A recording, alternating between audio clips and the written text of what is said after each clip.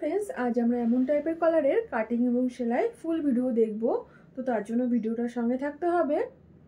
সবার প্রথমে আমরা মাপ নিয়ে নেব আর এখানে আমি কামিজের গলারটাকে দুভাঁজ করে মাপ নিচ্ছি। এখানে আমার হয়েছে 7.4, আমি 7.4টাকে দুভাঁজ করে নিয়েছি। এখানে 15 থেকে 2 সুত কম আছে, তো 15 ধরতে হবে।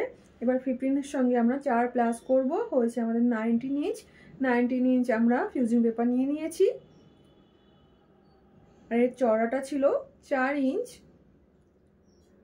যে দেখুন 4 ইঞ্চ চওড়া আছে আর 19 ইঞ্চ লম্বা আছে। এখানে আমি মাঝখানে ভাঁজ করে নিয়েছি। আমাদের 7.4 ছিল আর সঙ্গে আমি 2 সুত সেলাই মার্জিনের জন্য নিয়েছি। 2 সুত থেকে হাফ ইঞ্চি নিলেই হয়ে যাবে। আর এখানে আমি নিচের দিকে হাফ ইঞ্চ ডাউন করলাম আর এখান থেকে আমি নিলাম 3.5 ইঞ্চ। এবার আমি 3.5 ইঞ্চ থেকে এমনভাবে ডাউন করে দেব।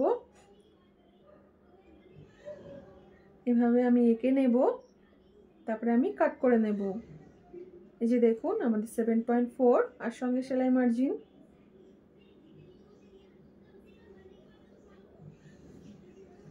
কাটিং করা হয়ে গেলে আমাদের মেইন ফেব্রিকের মধ্যে অ্যাটাচ করতে হবে। মেইন ফেব্রিকটাকে আমি দুভাজে রেখেছি আর এখান দিয়ে আমি সেলাই করব এই পাশটা দিয়ে। এই যে আমি সেলাই করে নিয়েছি।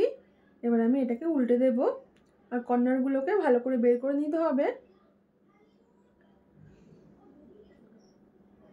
আর এইদিকে আমি কাট করে নিয়েছি, এই পাশটা আমি কাট করে নিয়েছি, মার্ক করে নিয়েছি।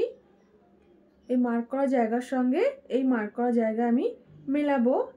মেইন ফেব্রিকটার মাঝখানে আমি মার্ক করেছি। এবার দুটো মার্ক মিলিয়ে আমি সেলাই করব। মেইন ফেব্রিকটাকে আমাদের সোজা রেখেছি, এখানে এমনভাবে মিলিয়ে সেলাই করব। আর আগের থেকে আমি 1 ইঞ্চি ছেড়েছিলাম।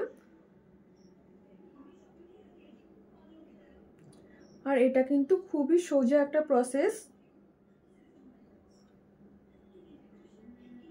আমি সেলাই করে নেব, তোমরা এমনভাবে করবে, খুবই সোজা। এই যে আমার সেলাই কমপ্লিট। আমি সামনের থেকে 1 ইঞ্চি ছেড়ে দিয়েছিলাম।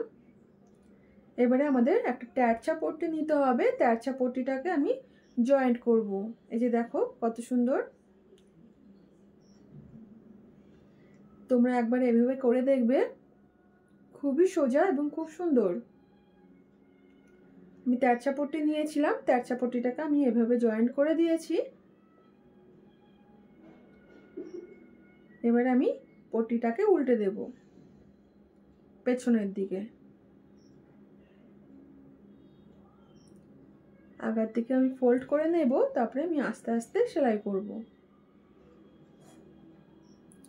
আর যখন ঘাড়ের কাছে আসবে পেছনের দিকে, তখন আমি পট্টিটাকে হালকা করে কাট করে নেব, তাহলে ওখানটায় আর কুঁচকে থাকবে না। আর এটার জন্য অবশ্যই তেরছা পট্টি ইউজ করতে হবে, না হলে কিন্তু সোজা পট্টিতে কুঁচকে যাবে।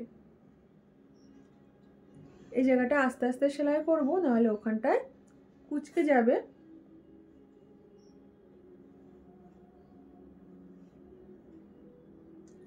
ভিডিওটি ভালো লাগলে অবশ্যই একটি লাইক করে দেবেন।